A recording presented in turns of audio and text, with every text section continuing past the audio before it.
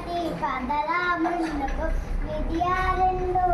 విద్య నేర్చుకో చదియా మూడు తప్పు చెయ్యకు చవితి నాలుగు చక్కగా చదువు పంచమి ఐదు పంచుల మంచి షష్ఠి ఆరు సస్యము పలుకు సప్తమి ఏడు సహనము చూపు అష్టమి ఎనిమిది అబద్ధమడుకు నలభై తొమ్మిది నవ్వు హాయిక దశము 10 దండము రైతుకు యాకాశి 11